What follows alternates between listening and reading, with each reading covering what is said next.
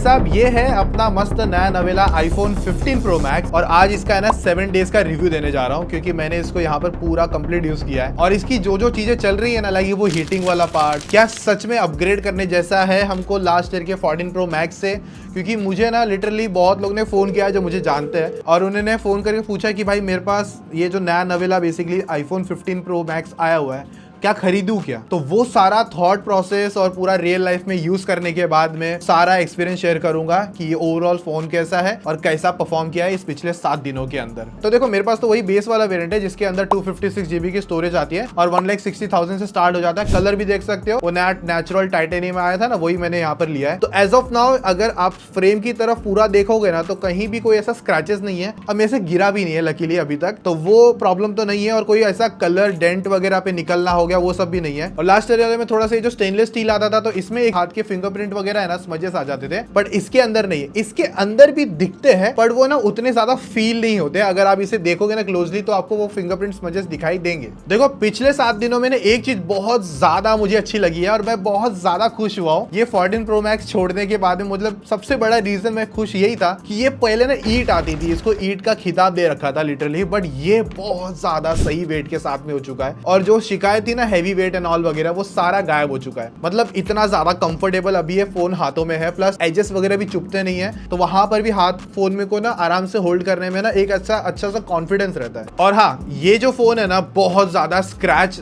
Grain करता है। मतलब अगर आप है ना फर्स्ट डे या फर्स्ट टाइम पे कोई इस पे टेम्पर्ड ग्लास स्क्रैच गार्ड कुछ भी नहीं लगाते हो और घर तक अगर इसे लेकर पहुंच गए तो पक्का है इसकी स्क्रीन पर कुछ ना कुछ स्क्रैच आपको माइनर से तो माइनर देखने मिल ही जाएंगे। और मेरे पास ये 7वां दिन है फोन का और मैंने आज सुबह जाके इस पे स्क्रैच गार्ड लगाया है देखने के लिए कि सच में सिरेमिक शील्ड जो पहले थी इसमें भी कुछ फर्क पड़ा है कि नहीं। तो कुछ फर्क नहीं पड़ा, बहुत बेकार तरीके से स्क्रैच करता है। जस्ट ये टेम्पर्ड आज ही लगा के लेकर आया तो आपको दिखेगा नहीं अंदर का स्क्रैच, बट मेरी बात मानो बहुत लंबा लाइन आ रखा है जो बहुत बुरा लगता है। तो आप ऐसा नहीं बोल रहा हूँ कि कोई ऐसा जो मतलब आपको एप्पल वाले लाइक 3,000 का 4,000 का केस के साथ में जो बंडल देते वही खरीदो वो बहुत ज्यादा बेस्ट होगा। मैं नहीं मानता वो चीज। मैं तो सीरियसली मतलब लोकल शॉप से जाके 100 रुपए का स्क्रैच गार्ड था वो लगाया इस पे मैंने और परफेक्ट चल रहा है। और इससे पहले मेरे पास 14 प्रो मैक्स है ना इस पे मैंने 3 से 4 बार चेंज किया वो स्क्रैच गार्ड, वो 100 रुपए वाले हैं, स्टिल बेस्ट चल रहा है। और देखो एक चीज है ना हमेशा आप फेस करोगे कोई भी नया फोन लाते हो या फिर जैसे कि अभी मैंने लेकर रखा है तो ये स्टार्ट के 3 दिन है ना बहुत ज्यादा गर्म फील हो रहा था मुझे क्योंकि जो बैकग्राउंड में ऐप प्रोसेस वगैरह होती है ना वो थोड़ी ज्यादा चलती है कुछ स्टार्ट के दिनों से। आपने बहुत सारी एप्लीकेशन डाली,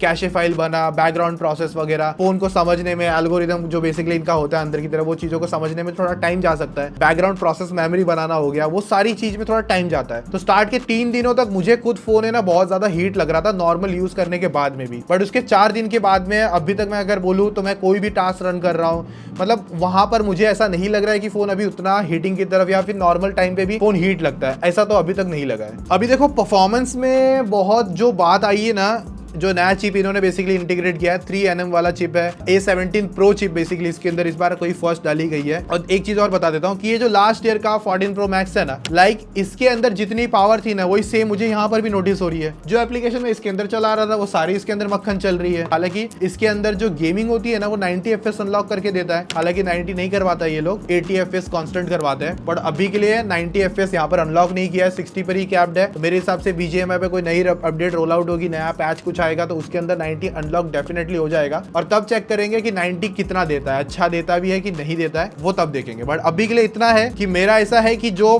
काम इसके अंदर हो रहे थे ना वो सारे काम इसके अंदर भी हो रहे हैं। इवन मेरे पास 13 प्रो भी है और 13 प्रो के अंदर जो काम हो रहे थे ना वो सारे इसके अंदर हो जाएंगे। मतलब जो भी नॉर्मल एप्लीकेशन, हैवी एप्लीकेशन सारी आप इसके अंदर वही सेम तरीके से चला पाओगे। बाकी इस फोन के अंदर जो बैटरी है ना वो 4422 mAh की आती है। लास्ट ईयर से इसका कुछ इंप्रूवमेंट नहीं हुआ है, सेम ही है। जैसा मेरे को 14 प्रो मैक्स लग रहा था ना कि सपोज ये 6 घंटा चल रहा है तो ये भी 6 घंटा चल रहा है, ऐसे इसने कुछ 7 आवर्स का कोई बैकअप नहीं निकाल के दिया। इसका बैटरी बैकअप भी अच्छा था, इसका भी सेम आता है, तो यहाँ पर कोई इंप्रूवमेंट कर ही नहीं है। इवन खुद ये लोग ने कहा है कि जो ऑफिशियल वेबसाइट पे जाके देखो ना तो लास्ट ईयर वाला कुछ समवेयर 26 आवर्स चलता था तो इस साल वाला भी 26 आवर्स ही चलेगा, कुछ ऐसा ज्यादा चेंज ही नहीं है। इवन हम लोग ने यहाँ पर ये भी चेक किया है कि रात को जब मैंने फोन रख दिया था जो भी यहाँ पर 82% की बैटरी थी और जब सुबह हम लोग ने 10 बजे चेक किया तो 4% का बैटरी ड्रॉप देखने मिला। फिर एक बार नेक्स्ट टाइम हम लोग ने चेक किया तो उस टाइम मुझे 3% का बैटरी ड्रॉप देखने मिला रात भर में, और तब ये फोन 5G और वाईफाई पे कनेक्टेड था। और मैंने एक और टेस्टिंग करके देखी थी, मैंने रात को इस पे ना कुछ ना 4K की 60 FPS की वीडियो को रिकॉर्डिंग करना चालू कर दिया और 22 मिनट तक पूरा रिकॉर्ड किया और उसके बाद में ये चेक कर रहा था कि क्या फोन हाथ में गर्म लग रहा है क्या, क्योंकि घर के अंदर एसी वगैरह नहीं रखा है मैंने, सिर्फ पंखे पे रहता है। तो वहां पर मैं देख रहा था तो मुझे ऐसा कोई मेजर हीटिंग जैसा कुछ लगा ही नहीं, नॉर्मल टेम्परेचर पे था, तो रूम एनवायरनमेंट में प्रॉपर तरीके से चल जाता है। फिर मैंने क्या किया, 7वें दिन एक टेस्ट करके देख रहा था और जो बेसिकली आज ही किया मैंने, वो था कि 30 फोटो हम लोग ने साथ में खींची। इसके अंदर बाहर गया, धूप हो रखी थी पूरी मस्त वाली धूप, 30 फोटो कंटिन्यूस खींचने के बाद में ये फोन बैकग्राउंड से, मतलब अगर इस साइड से देखोगे ना 48.5 डिग्री तक चला गया मैक्स टेम्परेचर, और फोन हाथ में जब पकड़ रहा था ना अच्छा खासा गर्म फील हो रहा था, बहुत ज्यादा अच्छा खासा गर्म फील हो रहा था। उसके बाद मैंने सोचा कि एक 30 मिनट की वीडियो रिकॉर्डिंग करके देखते हैं, और जैसे ही वो करने गया, ले भाई साहब जो गर्मी आए रखी थी ना वो एकदम से गायब, खत्म।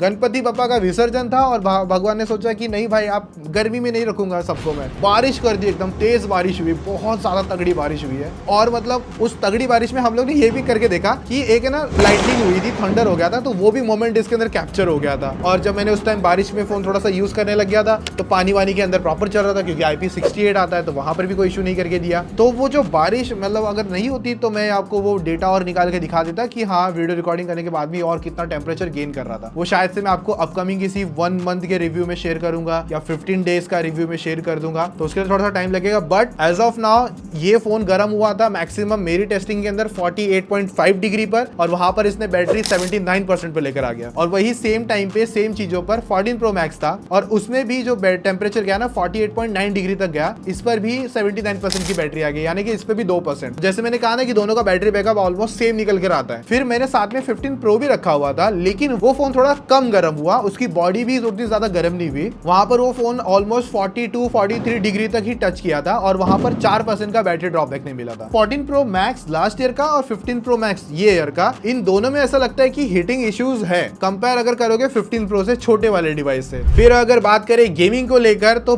BGMI पर स्मूथ देता है और HDR तक मस्त में 60 FPS अनलॉक करके देता है। तो मेरा गेमिंग एक्सपीरियंस कैसा था क्या, जितना मैंने इस पर टेस्टिंग करके देखा है ना, तो वहां पर ये फोन है ना ऐसा कहीं ब्राइटनेस ड्रॉप कहीं क्रिएट नहीं किया as of now. Even FPS meter के साथ में भी अगर आप लोग ने गेम प्ले देखा होगा तो वहां पर कांस्टेंट 60 FPS निकाल के देता है। और टेस्टिंग के अंदर मैंने 4x एंटी अलाइजिंग भी ऑन करा था, 4x एंटी अलाइजिंग पर भी 60 FPS एकदम कांस्टेंट निकाल के दे रहा है। किसी ने मुझे कहा था कि HDR के अंदर करके बताओ, तो HDR और एक्सट्रीम पर भी हम लोगों ने टेस्ट करके देखा है, उसके लिए कंपैरिजन वीडियो भी बनाई है, तो आप लोग जाके चेकआउट कर सकते हैं। और वहां पर भी कांस्टेंट मस्त 60 FPS निकाल के दे रहा था, ऐसा मेजर कोई लैग दिखने मुझे नहीं मिला है। अब एक चीज मुझे प्रॉब्लम इसमें नजर आता है क्या है कि अगर आप इसके अंदर HDR 60 FPS और 4x एंटी अलाइजिंग ऑन करोगे तो आपको ऐसा लगेगा कि आपको मस्त गेमिंग मिल रहा है। बट उसमें एक प्रॉब्लम ये कि जायरो डिले देखने मिलता है, जो कि मुझे बाद में 2x एंटी अलाइजिंग में जायरो डिले देखने नहीं मिला। अभी देखो कैमरा वाली बातचीत में 5x का टेलीफोटो लेंस दिया ना, उसके लिए इन्होंने लिया पैसा थोड़ा सा मस्त वाला एक्स्ट्रा। अब वो देखो 5x टेलीफोटो लेंस का मेरा एक्सपीरियंस अगर बताऊं ना तो पोर्ट्रेट्स बहुत ज्यादा अच्छी आती है, बैकग्राउंड ब्लर बहुत अच्छा आता है, अगर आप नॉन ब्लर भी खींचते हो तो वो भी एक्सपीरियंस काफी अच्छा लगा मुझे। तो मैंने हम लोग गए थे शॉपिंग के लिए, तो लो लाइट फोटोज वहां पर हम लोग ने अंडरग्राउंड निकाल के देखा था, तो वहां पर भी डिटेलिंग वगैरह मुझे सही लगी थी मेन और अल्ट्रा वाइड पे।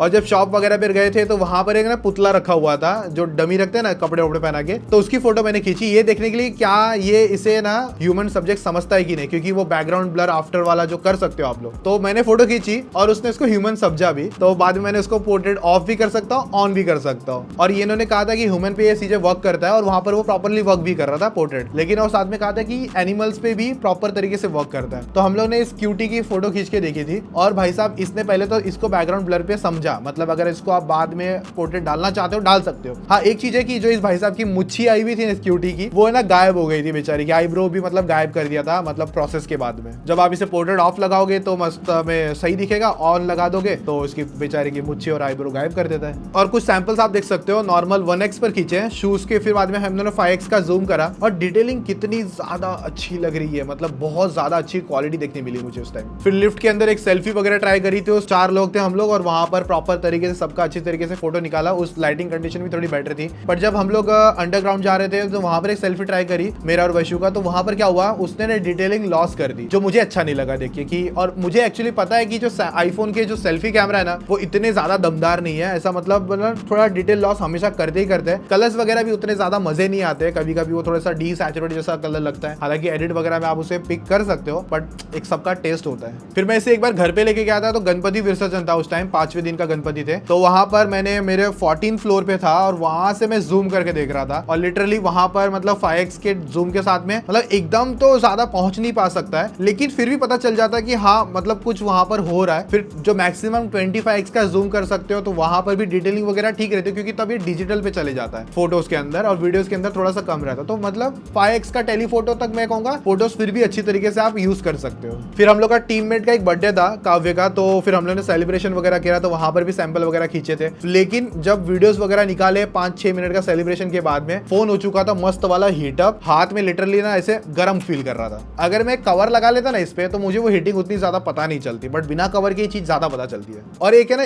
इस क्यूटी की भी फोटो ट्राई करी थी भाई से, जब इसका फोटो खींच रहा तब वो जीभ निकाल रहा और उस टाइम पे उसने शटर एकदम मस्त में क्लिक करा और वो मोमेंट कैप्चर हो गया। यहाँ पर है ना मुझे ये बहुत सही लगा, इसका जो शटर स्पीड है ना वो बहुत ज्यादा ऐसा ना फास्टर देखने मिलता है, जो एकदम इंस्टेंट फोटो खींचता है और वो रियल लाइफ में काफी सही तरीके से काम किया उसने। इवन जो पोर्ट्रेट्स के अंदर जो क्लोजअप पोर्ट्रेट हो गई वो भी थोड़ा सा ऐसा सही रहता है। हाँ लेकिन कभी कभी ना एज डिटेक्शन इशू कर सकता है और साथ में HDR में भी थोड़ा बहुत इशू लग सकता है। बैकग्राउंड मतलब आपको थोड़ा सा ना मिस आउट कर देगा, कभी कभी ऐसे सिनारियो हो सकते हैं। तो ऐसे नहीं कहूंगा कि बहुत ज्यादा अच्छा कैमरा हो चुका है, बट एक बात है फिर भी आपका काम अच्छे से हो जाता है। और अगर आप इसे S23 अल्ट्रा से कंपेयर करना चाहते हो तो उसके लिए मैंने रिव्यू क्रिएट किया, उसमें जाके चेकआउट कर सकते हो कैमरा कहां पर कैसा निकल कर आता है। बट फिर भी वीडियो वाला जो सेगमेंट है ना वहां पर आईफोन स्टिल विन करता है, ज्यादा अच्छी बेटर क्वालिटी के साथ में आउटपुट विन निकाल के देता है। बाकी देखो कनेक्टिविटी के अंदर 5G वगैरह सब प्रॉपर चल रहा था। और एक चीज मैंने नोटिस करी है कि इस बार थोड़ा सा इंप्रूवमेंट जरूर है कि अगर मैं suppose 14 Pro Max, 15 Pro Max और S23 अल्ट्रा ये तीनों डिवाइस को एक सेम डिस्टेंस पे जाके एक लॉन्ग वाईफाई पे जाके रखता हूं अगर मेरे रेंज के हिसाब से, तो वहां पर इस बार इसमें ना थोड़ी सी वाईफाई की रेंज थोड़ी सी हल्की मैं कहूंगा ज्यादा देखने मिल रही है। पहले कम कवरेज करता था,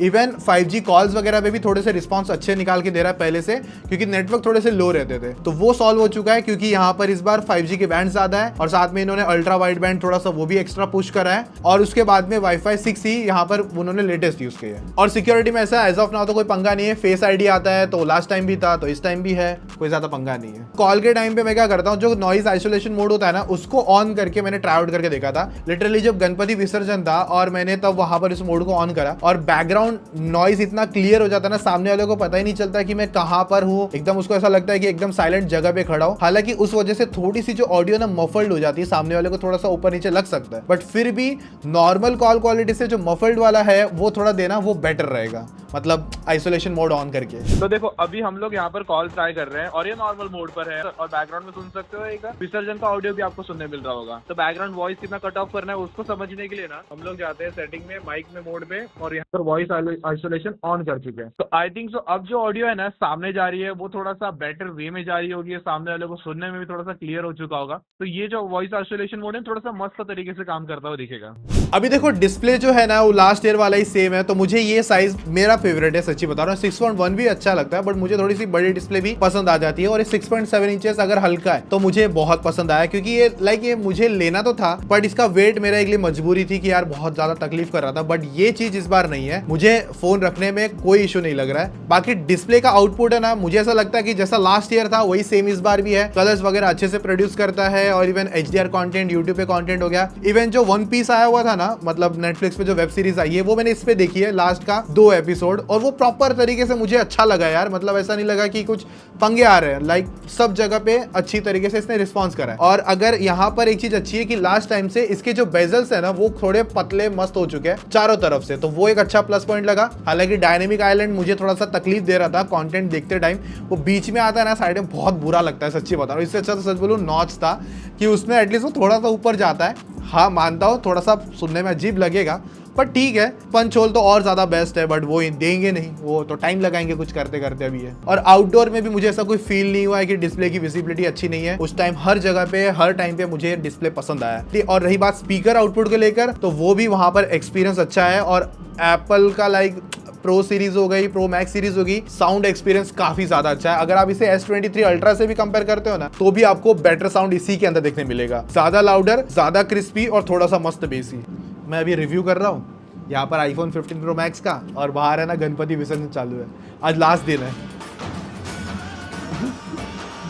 और देखो ये इनका डिस्प्ले LTPO डिस्प्ले है, तो थोड़ा सा बैटरी सेविंग भी हो जाता है। 1 हर्ट्ज तक ये शिफ्ट कर सकता है, और 120 हर्ट्ज की जो स्मूथ रिफ्रेश रेट है वो इसके अंदर भी एक्सपीरियंस करके देती है, तो वो भी अच्छा था। लास्ट ईयर भी अच्छा है, इस बार भी अच्छा है। 13 प्रो पे भी अच्छा था मेरे लिए, इसमें भी अच्छा है। कोई अलग से ऐसा इंप्लीमेंटेशन अलग से नहीं हुआ इसके लिए कि लाइक प्रो मैक्स के लिए अलग कुछ करेंगे और 13 प्रो के लिए कुछ अलग रखेंगे, वैसा कुछ नहीं था। सेम एक्सपीरियंस इसके अंदर भी UI को लेकर अच्छा था। और iOS 17 इसके अंदर लेटेस्ट आता है, 17.0.2 है इसके अंदर, और इतना है कि यहाँ पर एक्सपीरियंस अच्छा है, स्मूथ है। अगर आप iOS को पसंद करते हो तो आपको अच्छा लगेगा। बहुत सारी कस्टमाइजेशन थी थोड़ी बहुत जो ये लोग देते हैं, हालांकि आज भी वो बैकवर्ड एंड फॉरवर्ड वाला जो ऑप्शन है वो नहीं देते। बैक करने के लिए आपको कभी कभी ऊपर से क्लिक करना पड़ता है, वो आज भी ऑप्शन इसके अंदर दे रखा है। तो ठीक है, जो नहीं है सो नहीं है, यही देते हैं ये लोग, सह लेंगे थोड़ा सा। और मैंने इसका जो डिफॉल्ट कीबोर्ड आता है ना वो कभी भी रखा ही नहीं है, मतलब मैंने इसको हमेशा चेंज कर देता हूँ। जो माइक्रोसॉफ्ट का स्विफ्ट की आता है ना वो रखा है, क्योंकि उसके अंदर है ना इनबिल्ट है ना, लेकिन हैप्टिक दे रखा है। इनका डिफॉल्ट अगर आप कीबोर्ड यूज करोगे उसके अंदर हैप्टिक्स नहीं है, पता नहीं क्यों बट नहीं है। और आप नंबर रो भी ऊपर नहीं रख सकते हो, तो मैं वो हमेशा निकाल देता हूँ। माइक्रोसॉफ्ट का कीबोर्ड है वो रख देता हूँ, नंबर रो भी ऊपर आ जाता है, सजेशन वगैरह भी आ जाती है, और हैप्टिक्स वगैरह भी अच्छे से फील करवा देता है। और जो ग्लिचेस वगैरह में थोड़ा बहुत लगा है कि कभी कभी स्क्रीन स्टक हो गई है एकदम से, बट वो स्टार्ट के फेज में हमेशा होता है। ऐसा नहीं है कि 100% एकदम ही बेस्ट चलता है, थोड़े बहुत माइनर ग्लिचेस इसके अंदर भी है, बट वो उतने ज्यादा मेजर नहीं है मेरे लिए तो। और जो मुझे एक आध दो लगे, जो मैंने आपको बताया, थोड़ी बहुत स्क्रीन स्टक हो गई। और कैमरा में थोड़ा सा ऐसा हुआ था कि हम लोग शॉपिंग करने गए थे, मैं और वैशु, और एकदम से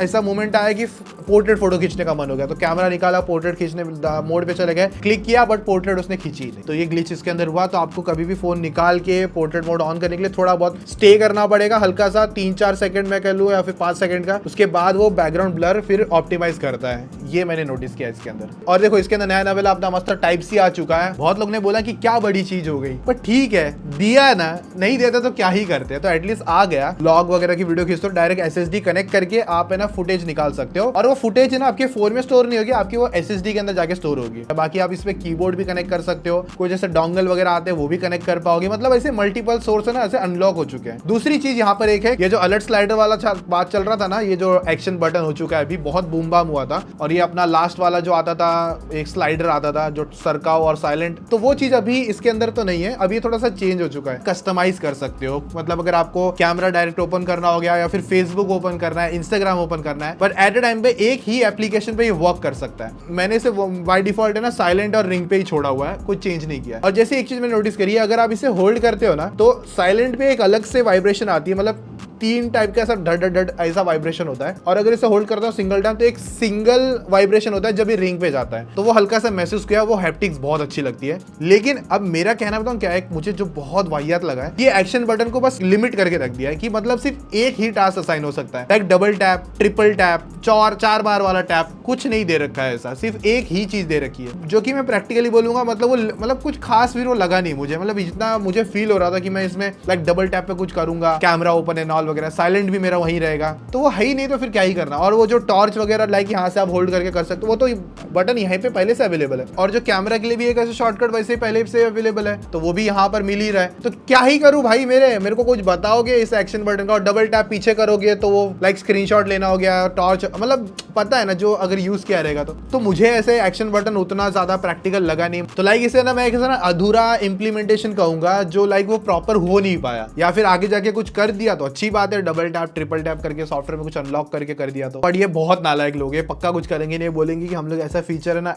मतलब iPhone 16 में लेकर आएंगे, ऐसा मैं मानता हूँ। और देखो मेरा रियल लाइफ में क्या हो रहा था कि अभी टाइप सी चार्जर आ गया, तो एक चीज बहुत अच्छी हो गई, पहले मुझे लाइटनिंग केबल कैरी करनी पड़ती थी, कहीं भी जाना हो गया या घर पे जा रहा हूँ, घर से स्टूडियो आ रहा हूँ, तो केबल वगैरह मुझे घर पे भी रखनी पड़ेगी और यहाँ भी रखनी पड़ेगी। तो लेकिन अब वो झंझट है ना वो खत्म हो गया है, तो वो एक बहुत अच्छा लगा। और मैंने इसका कोई ऑफिशियल चार्जर से इसको कभी चार्ज नहीं किया। घर पे था तो एक एंड्रॉइड केबल है, वहां से चार्ज कर रहा हूँ, और ऑफिस में आके जहां टाइप सी दिखा वहां कनेक्ट करके छोड़ दिया। तो वो जो झंझट है ना, मतलब वो एक मेरा सुकून आ चुका है। और एक चीज है कि अलग अलग ब्रांड के चार्जर यूज करने के बाद भी मुझे ऐसा नहीं लग रहा है कि लाइक घर के किसी में 100 वॉट से चार्जर कर रहा हूँ तो ये फोन बहुत ज्यादा गर्म हो गया, ऐसा कुछ नहीं हुआ है। ऑफिस में आके किसी और चार्जर से यूज कर रहा हूँ तभी भी कुछ इशू आ गया, फिर गर्म हो गया। प्रॉब्लम मैंने अभी तक वैसे फेस नहीं करी है। एक ऑप्शन और मिलता है इस बार कि बैटरी में जाने के बाद में आपको ना 80% का लिमिट मिल जाता है चार्जिंग का, उसके ऊपर फिर चार्ज नहीं होगा। अब उससे आपको बेनिफिट ये होगा कि आपका फोन लाइक है ना उसकी बैटरी हेल्थ थोड़ी ज्यादा चलेगी, ऐसा आप समझ सकते हो। पर आपको लगता है आपको वो करना है तो कर सकते हो, मैंने नहीं किया है। तो एंड में अगर फाइनल बात करें इस फोन के, अगर पिछले 7 दिनों के रिव्यू को लेकर, तो मेरा कहना है सबसे बड़ा तो यही है यूज करने के बाद में, भाई फोन हल्का है, बस ये सबसे बड़ा रीजन है। बाकी ऐसा कोई बड़ा मेजर रीजन नहीं है कि लाइक 14 प्रो मैक्स को बीट कर देता है किसी भी सिनेरियो को लेकर, क्योंकि जो चीजें बैटरी बैकअप, परफॉर्मेंस लाइक इसके अंदर मिल रही है वही सेम इसके अंदर मिलती है। हाँ,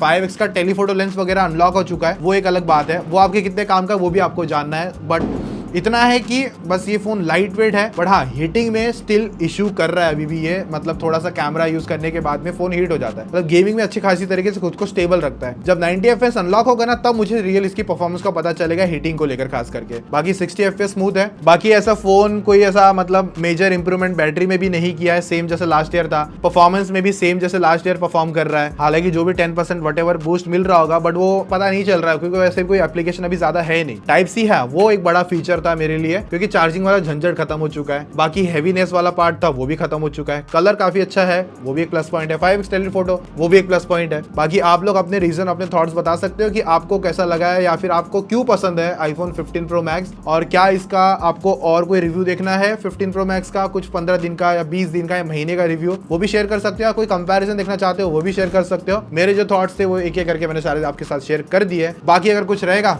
मिलते हैं किसी नेक्स्ट वीडियो में, बस यही है। ठीक है, चलो टेक केयर, बाय।